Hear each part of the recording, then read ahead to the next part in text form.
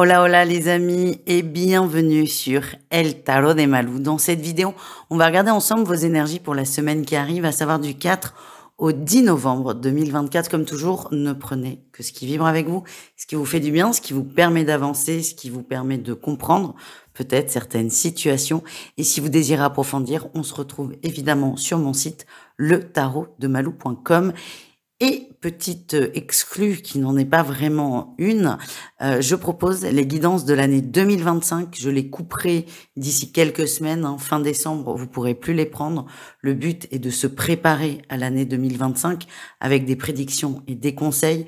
Donc si on peut caler le rendez-vous en amont, c'est quand même beaucoup mieux. Donc n'hésitez pas, pour celles et ceux qui sont intéressés, je vous mets le lien sous la vidéo et on se retrouve tout de suite avec votre signe.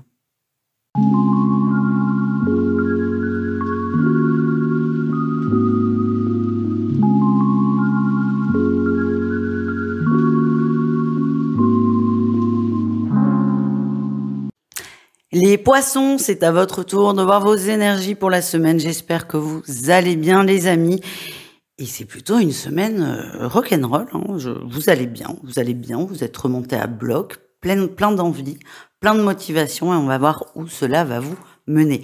Votre énergie principale, la 9 de coupe, vous avez confiance en vous, vous êtes fier de vous, vous connaissez vos ressources, vous connaissez vos capacités, vous connaissez vos forces, vous connaissez vos défauts, vous connaissez vous-même et ça c'est quand même pépite.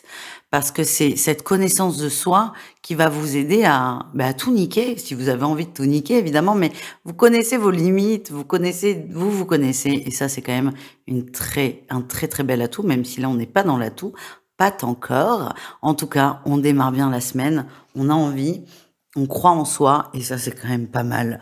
En atout, et là aussi, c'est pas piquer des hannetons, on a la roue et on a le chariot. En atout, on est prêt à ce que les choses bougent, on est prêt à suivre le mouvement, on est prêt au changement. Plus que d'être prêt, vous en avez envie. Vous y croyez là, vous êtes sur les starting blocks. Vous savez, c'est comme avant les courses là, quand on voit les caméras qui filment les coureurs, tout le monde se chauffe. Vous êtes dans cette vibration. On n'y est pas encore, mais on est prêt. On sait que ça va arriver, il y a un bon stress, on est bien. Le défi, le challenge, on a la lune. Il y a quand même des peurs qui peuvent prendre le dessus parce que là, vous êtes en train de préparer les poissons à un gros tournant. Et il est possible que parfois il y ait des peurs, des interrogations qui fassent surface et c'est normal. Moi, ce qu'on me montre, c'est que vous allez peut-être mettre la barre un peu trop haut pour démarrer. Du coup, ça laisse de la place au doute. C'est normal. Donc, essayez peut-être de mettre des objectifs moins waouh. C'est une étape après l'autre. La réussite, c'est ça. C'est que vous allez y aller, vous allez oser, vous allez vous lancer. Ça sera peut-être moins incroyable que ce que vous avez pensé. C'est pas grave. Le plus important, c'est de démarrer. C'est ce premier pas, cette première étape. Le reste suivra. Et vous, tout l'intérêt de votre énergie, c'est que, ok, vous êtes chargé à bloc, mais surtout, vous passez à l'action. Et c'est ça le plus important. Plus, je vous le redis, plus votre objectif est haut, plus vous allez avoir du mal à vous lancer, par peur, par anticipation ou que sais-je. Donc, n'hésitez pas à revoir vos objectifs à la baisse. Ça n'est pas un échec, bien au contraire. Et ça sera peut-être plus adapté à vous-même. Voilà les amis, on continue avec le professionnel. Alors le professionnel, c'est un peu délicat. C'est que votre atout, c'est que vous savez ce que vous voulez avec la carte de l'étoile. Vous savez ce qui vous correspond, vous savez ce qui vous convient. A priori, c'est pas forcément là où vous en êtes. Vous savez ce que vous voulez mettre en place. Le défi, c'est que vous avez du mal à lâcher prise. Vous avez du mal à quitter, vous avez du mal à vous décider. Alors, ça peut être pour plein de raisons. Peut-être que c'est juste pas le moment pour vous. Vous n'êtes pas prêt. Ça peut être aussi un attachement à l'entreprise. Et ça, je peux le comprendre, vu les boulots que j'ai eus. Moi, j'ai toujours bossé dans des entreprises très familiales. Et même si c'est horrible parfois, on n'ose pas partir parce qu'on veut pas foutre les gens dans la sauce ou je sais pas quoi. Et là, ça peut être aussi votre énergie. On a du mal à passer la seconde. Ça n'est pas grave. Vous allez réussir à un moment donné. Mais là où c'est difficile dans le pro, c'est que vous savez ce qui vous correspond, mais vous n'arrivez pas à quitter ce qui vous correspond plus. C'est pas une période très simple, mais encore une fois, vous êtes en train de préparer un virage.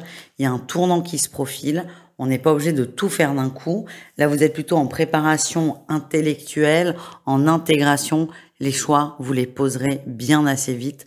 Ne vous mettez pas trop la pression. Au niveau relationnel en général, c'est-à-dire vous et le reste du monde, les poissons, vous et le monde, on a tout. On a la 10 de bâton. Ce qui ressort, c'est que vous êtes prêt à vous saigner, vous êtes prêt à faire énormément d'efforts pour les gens que vous aimez, mettre beaucoup de choses en place. Vous êtes très présent, très, ouais, très disponible. Vous faites beaucoup de choses quand même pour les gens autour de vous, même si ça vous coûte. Vous faites partie de ces gens qui sont prêts à annuler je sais pas moi, un week-end pour aider un pote à déménager. Alors c'est très sympa, mais là, attention à pas trop vous perdre quand même. Le défi, le challenge, c'est que cette bonne volonté, on peut vous la reprocher. Alors pourquoi on peut vous la reprocher? Pourquoi on va vous reprocher ça? Ah, il y a gavé de jalousie là quand même. Vous êtes vraiment la personne sur laquelle on peut compter. Et ce qu'on me montre, c'est que on va vous le reprocher alors qu'objectivement, il n'y a pas forcément de raison. Vous êtes serviable, vous êtes présent. Ce que j'ai, c'est qu'il y a beaucoup de jalousie et cette bienveillance, cette disponibilité que vous offrez, que vous donnez aux gens que vous aimez, elle se met en miroir de l'autre et l'autre voit, l'autre ou les autres, mais je pense qu'il y a vraiment une personne qui va vous le reprocher. Vous lui, comment dire, vous lui reflétez malgré vous ses faiblesses et ses manquements. Et c'est quelqu'un qui va mal le prendre, mais alors qu'en fait, vous ne faites rien. Vous êtes juste vous. Pardon d'exister. Vous êtes juste vous, donc risque d'y avoir des petits pics.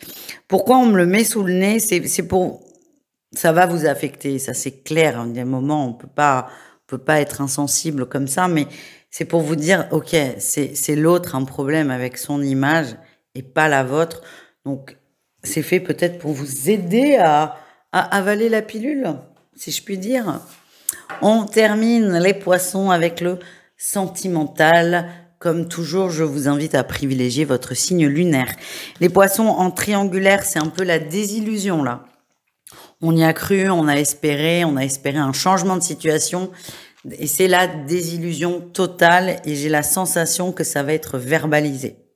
Exemple, j'espère que mon autre quitte sa femme pour être totalement disponible pour moi. Et là, mon autre me dit clairement, je ne quitterai jamais ma femme. Voilà. C'est compliqué, mais ça existe. Donc c'est la désillusion totale.